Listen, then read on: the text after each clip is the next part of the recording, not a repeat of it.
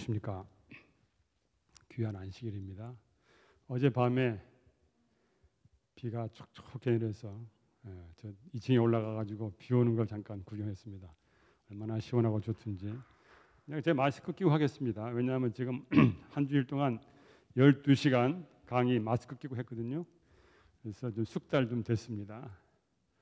학교에서는 강의할 때 반드시 마스크를 끼고 하라고 하기 때문에 교회 와가지고도 실천하려고 합니다. 조금 숨 쉬는 게 쉽지는 않지만은 또 여러분 보시기에도 좀 불편하시겠지만은 그렇게 양해해 주시기 바랍니다. 중학교 2학년 때까지 제가 수학을 조금 못하는 편은 아니었어요. 그런 대로 잘 했는데 중3 가가지고 수학이 완전히 땅에 떨어졌습니다. 왜냐하면 수학 선생님을 제가 싫어했어요. 이유 없이 수학 선생님이 우리 학급에 있는 학생들을 몇 학생들을 문제아로 지목했는데 저도 그다 집어넣었어요. 저는 정말 신실하게 살려고 애쓰는 학생이었는데 무슨 이유였는지 제가 그 명단에 들어갔어요. 그래서 자주 불려 다니고 그랬는데 마음이 다치다 보니까 수학이라고 하는 진리를 공부를 해야 되는데 공부가 안 되는 겁니다.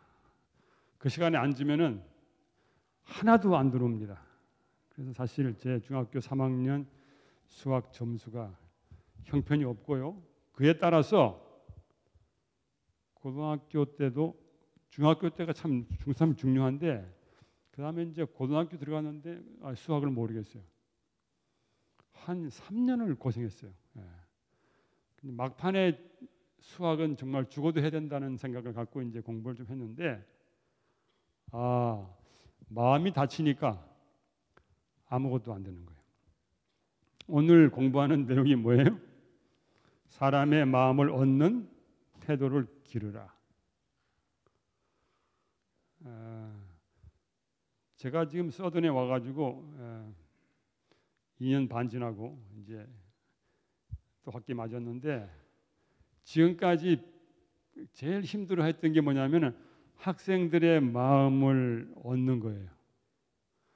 왜냐하면 제가 생긴 것도 뭐 다르게 생겼고 뭐 말도 좀 다르게 하고 많이 다르게 하고 이 아이들의 마음을 사는 거 그게 정말 어려워요.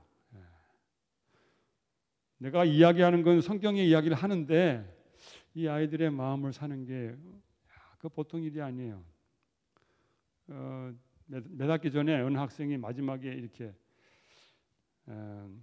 교수 평가가 있는데 뭐라고 쓴 줄 아세요? 이 사람이 도대체 이 대학의 교수인 이유가 무엇일까?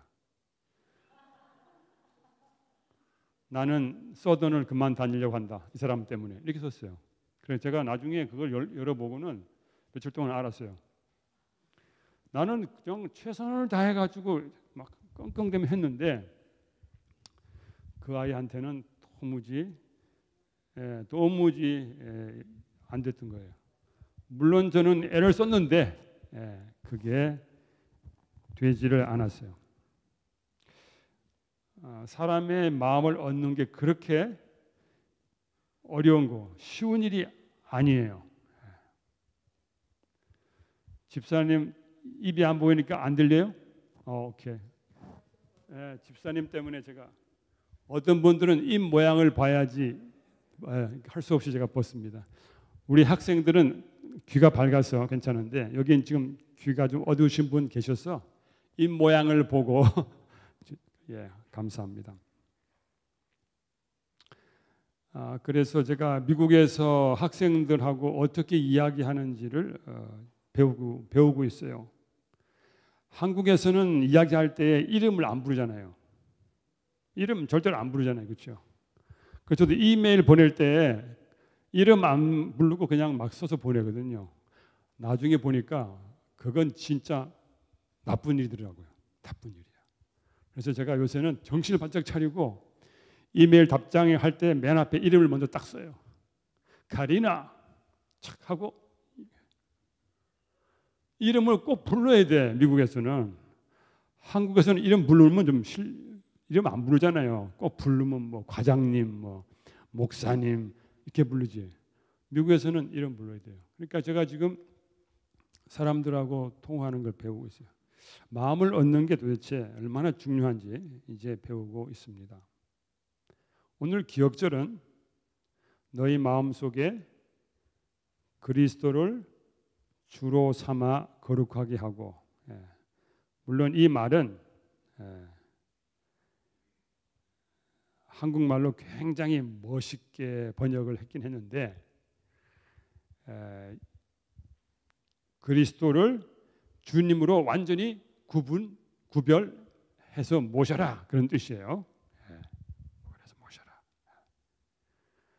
이게 무슨 말이냐면은 예수님이 우리를 구원하셨다. 나는 자유다. 그러므로 내 마음대로 살면 되겠다. 근데 뭐라 하냐면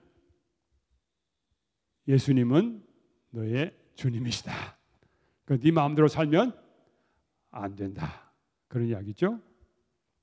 그리고 너희 속에 있는 소망에 관한 이유를 묻는 모든 자에게, 원래 원문에는 모든이라는 말이 들어있어요. 모든 자에게 대답할 것을, 대답한다는 그 말은 변명이라는 말 있죠. 변명, 혹은 변증, 우리 보통 변증이라는 말 쓰죠. 기독교 변증. 왜 기독교가 옳으냐, 왜 기독교가 있어야 하냐, 뭐 이런 것들 이야기하는 것이죠. 항상 대답할 것을 어떻게 하라고요? 준비하라. 항상. 그런데 준비하는 태도가 뭐냐면은 온유와 두려움으로 하는 거다. 겸손한 마음으로 내가 모든 것을 아는 것이 아니다. 두려움, 이건 정말 매우 심각한 것이다. 이건 하나님의 일이다. 이런 생각을 가지고 준비하라 그랬어요. 예수님의 생애를 보면은 예수님은 사람들을 있는 그대로 받아주셨어요. 그렇죠? 제가 우리 집 유리창을 열어놓고 제가 앉아서 거기서 이제 일을 하고 있다가 뭐가 지나가면 이렇게 봐요. 그러면 중국 사람이 지나가네, 뭐 흑인이 지나가네, 뭐 애가 지나가네. 그 지나가는 사람이 다 똑같은 가치가 있는 사람으로 보이는 게 아니라 다 어떻게 자가 다 달라. 내 머릿속에 사람을 볼 때 그 사람을 보면서 다 차가 달라요. 그런데 예수님은 모든 사람들 다 구원의 대상으로 보셨어요. 나도 이제 창문을 보면서 저기 구원받아야 할 영혼이 지나가는구나 이렇게 생각해야 되는데 저기 뭐 흑인이 지나가네, 인도 사람이 지나가네, 아라비안이 지나가네. 우리 동네 별 사람 다 있어요. 뭐 막 이렇게 머리 막 뒤집어 쓰고 다니는 사람도 있고. 예수님은 모두를 사랑하셨어요. 모두를. 근데 그게 잘 돼야 안 돼요? 안 되죠. 우리 교인들 이렇게 보세요. 한번 여러분 한번 쫙 보세요.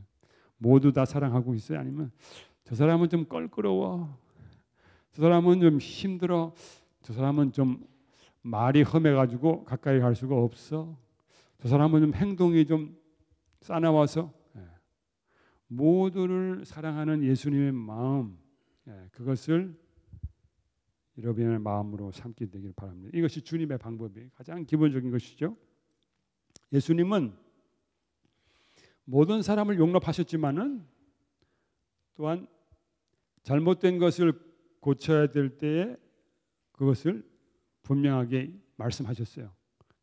그냥 무조건 다 받아주셨어요. 그러나 필요할 때에 잘못된 것을 이야기해 주셔서 고치게 하셨어요. 한국 사람들은 대화하는 화법이 잘 모르겠어요. 저는 어렸을 때 제가 뭐 잘못하면 항상 두려워했어요. 왜냐하면 천둥과 번개가 치니까. 부드러운 것은 하나도 없어요. 그렇죠? 미국 사람들은 굉장히 조심하는 것 같아요. 말할 때. 좀 이렇게 듣기 싫은 말 하려고 그러면 반드시 앞에다가 전주를 계속 넣어요. 그리고 와가지고 그래요. You have good news and bad news. 그렇게 이야기해가지고 어떤 거 먼저 들을래? 그럼 다른 사람들이 뭐라 그래요? good news 먼저 듣겠다 그래요. 그럼 뭐 good news 쫙 이야기해요. 그다음에 맨 마지막에 뭐예요? 나쁜 이야기를 해요. 필요한 이야기를. 그래서 마음을 어떻게? 마음을 준비시켜요. 혼나러 갔을 때도 그래서 마음을 어떻게 해요? 좀 차분하게 한 다음에 그 다음에 이제 혼내요. 한국에서는 어떻게 합니까? 불호령이 떨어지죠. 불호령이. 우리는 그런 문화 속에서 자랐어요. 그래서 저도 이제 학생들 눈에 나면은 불러다가 한국식으로 불호령을 내리고 싶어 해요. 근데 여기가 미국이지. 제가 참고 있어요. 근데 미국 사람들은 그걸 참 잘해요. 제가 한국에 있을 때 신학생 하나가 제 이름과 똑같은 학생이 하나 있었어요. 너무 티미해요. 근데 늦게 오고 빌빌거려요. 그래서 내가 그래서 이름을 바꾸든지 똑똑하게 살든지 내 이름 부끄럽다. 너 똑같으니까 이름이. 그런 적이 있었어요. 이런 얼마나 무안했겠어요, 그 학생이. 나중에 제가 그 학생한테 사과 안 했어요. 왜냐하면은 한국식으로 했으니까. 나는 할 일을 한 거예요, 그죠? 선생으로서. 근데 돌이켜 보니까 못할 일을 했더라고요. 몇 년 후에 그 학생이 군대 갔다가 돌아왔어요. 근데 학생이 똑바라졌어요. 얼마나 감사하든지. 아주 군대가 좋은 선생이었던 것 같아요. 유대인들은 사마리아인에 대해서 이런 편견을 가지고 있었어요. impossible. 불가능. 저기서는 아무것도 되는 거 없고 구원이라고 하는 것은 절대로 불가능하다. 이런 생각을 가지고 있었어요. 사마리아인에 대해서. 예수님은 모든 사람들을 사랑하셨고 모든 사람들을 구원하러 오셨기 때문에 사마리아인이라고 해도 불가능이라는 생각을 하지 않으셨어요. 그래서 그 유명한 요한복음 4장의 이야기, 우물가에서 사마리아의 그 여인을 만나서 예수님이 이야기하신 이야기가 나오죠. 예수님은 이 사마리아 사람이긴 하지만은 지금 마음에 복음을 받아들일 준비가 됐다는 것을 아셨어요. 또 그 수가라고 하는 동네에 사마리아인들이 많이 살고 있었는데 그 사람들도 지금 복음을 수용할 수 있는 그러한 마음이 생겼다는 걸 아셨어요. 사마리아인과 유대인 사이에는 정말 보면 이가 갈리는, 서로 이가 갈리는 그러한 역사적인 현장들이 있었습니다. 유대인들이 그리심산에 가서 사마리아인들의 성전을 회파하는 일도 있었고 하여튼 별일이 다 있었어요. 그래서 예수님은 복음을 수용할 수 있는 사람들의 심령을 보셨습니다. 그리고 성령께서는 사람들의 마음을 수용적이 되도록 준비시켰어요. 그래서 여러분 주변에 저 사람은 도무지 아닌 것 같아 하는데 준비돼 가지고 기다리고 있는 사람들이 있어요. 어떤 분이 직장에 다녔는데 교회를 열심히 다녔어요. 안식일 날은 직장 안 가고 교회 가고 그러는데 몇 년이 지나도 같이 친하게 지내는 직장 동료에게 교회 가자 소리를 안 했어요. 그런데 어떻게 계기가 돼가지고 교회에 가자고 초청했어요. 그랬더니 그 사람이 뭐라는 줄 알아요? 내가 몇 년 전부터 교회 초청하기를 기다렸다고. 난 너무너무 궁금했다고. 도대체 네가 다니는 교회가 어떤 교회길래 네가 그렇게 사는지 나는 너무너무 궁금해서 네 교회 한번 따라가고 싶었는데 한 번도 네가 초청 안 해가지고 지금 내가 있었다는 거예요. 그러니까 이번 우리 주변에 사람들이 초청을 기다리고 있는 사람들도 있을 수 있다는 것이죠. 휘어져서 추수하게 되었다. 지금도 나가면은 여러분 추수할 것이 있습니다. 저희 집에 블랙베리를 심었어요. 누가 블랙베리를 준다고 그래가지고 한 박스 아주 막 울타리에다 심었는데 올해 드디어 블랙베리가 열리기 시작했어요. 그런데 뭐 걸음 안 해가지고 잘 된 건 아니에요. 근데 재밌는 거는 뭐 몇 개 따먹겠나 그랬는데요.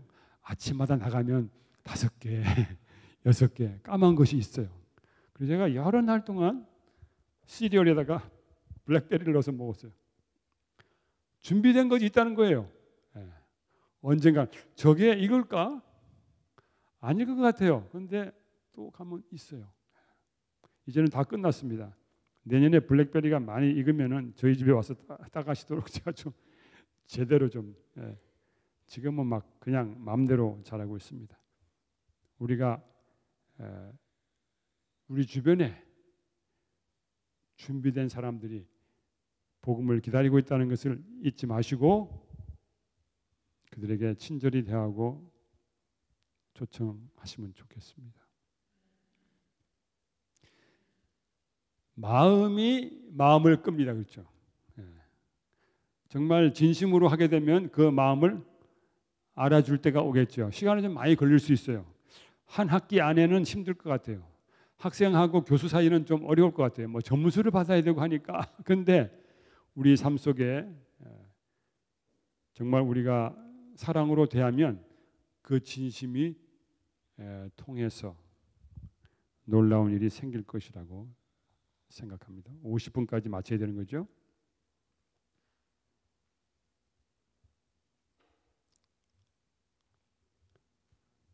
우리가 이 마음을 산다고 하는 것은 좋은 말로 우정이죠. 우정. 여러분 지나가는 사람들한테 하이. 제가 이렇게 다니다가 사람 만나면 하이. 어떤 때는 뭐 일기에 대해서 이야기해요. Oh, it's beautiful. It's so cold. 그리고 지나가요. 그런데 어제 오후에는 제가 물 주러 나갔다가 우리 건너집 여주인을 만났어요. 남편은 얼마 전에 돌아가셨고 그 집 지붕을 고치는데 한 줄 동안 고치더라고요. 그래서 내가 What's up? 무슨 일이냐? 왜 니네 지붕 한 줄 동안 고치냐? 다른 데는 하루면 다 끝나는데 그랬더니 뭐 아주 미주알 고주알 이야기를 쫙 했어요. 그래서 어제 그분하고 물 주러 나갔다가 물은 안 주고 이야기를 많이 했어요. 뭐 신실한 우리 재림 교인이긴 해요. 그래서 좋은 친구가 됐어요.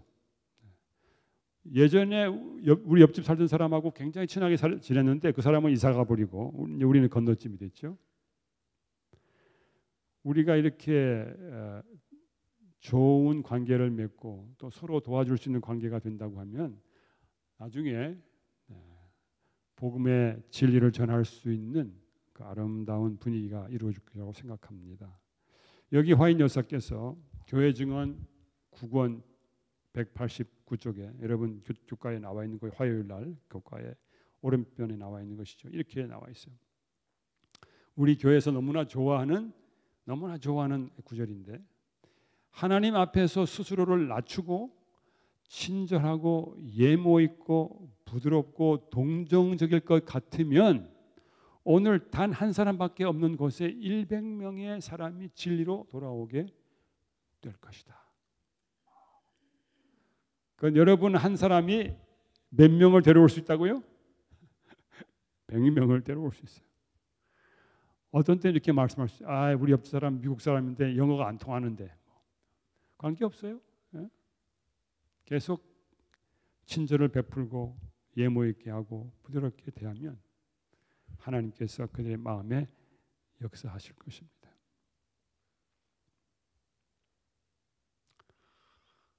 예수님이 우리를 받아주셨죠.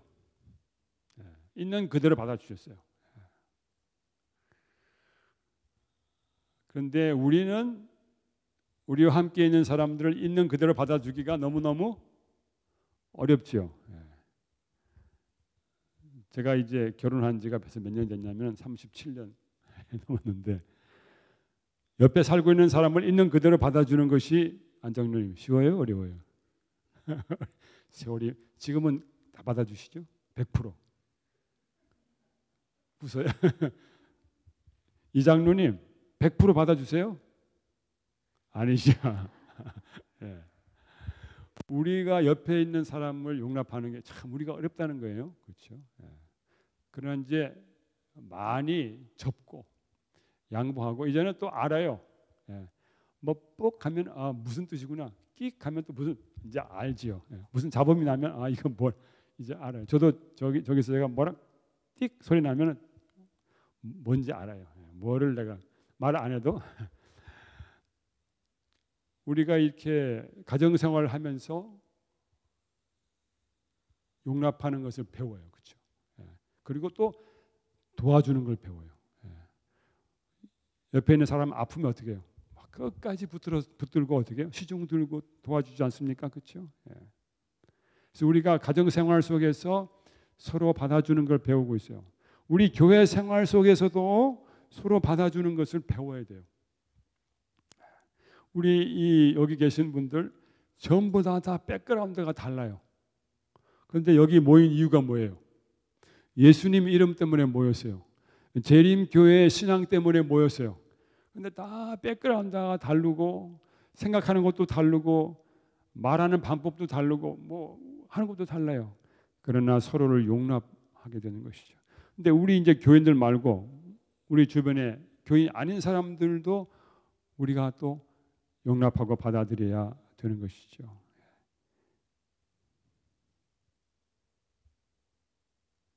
예수님께서 어떻게 우리를 용납해 주셨는가? 우리가 연약할 때에, 우리가 아직 죄인 되었을 때에, 우리가 아직 원수 되었을 때에 우리를 받아주셨어요. 교과에는 이렇게 이야기했어요. 용납과 돌봄의 관계 후에 사랑으로 성경의 진리를 만나게 해주어야 한다. 우리는 친구들에게 삶을 변화시키는 영원한 진리를 나눌 만큼 그들을 사랑해야 한다. 귀한 말씀입니다. 그리고 진리를 제시할 때 어떻게 하라고요? 사랑으로. 사랑과 진리가 서로 균형될 수 있도록 그렇게 하라고 했습니다. 예수님 안에는 목자의 부드러움과 부모의 사랑과 구세주의 은혜, 이 모든 것이 있었습니다. 우리는 이 하나님의 그 선물이 매우 부유하다는 것을, 그 선물의 영광을 사람들에게 나타내야 할 책임이 있습니다. 야, 그거 진짜 멋있다. 진짜 아름답다. 야, 진짜 그거 맛있게 보인다. 우리가 그렇게 하나님의 진리를 제시할 수 있도록 준비해야 합니다. 야, 그거 너무 좋다. 꼭 받고 싶다. 니네 그 교회 꼭 가고 싶다.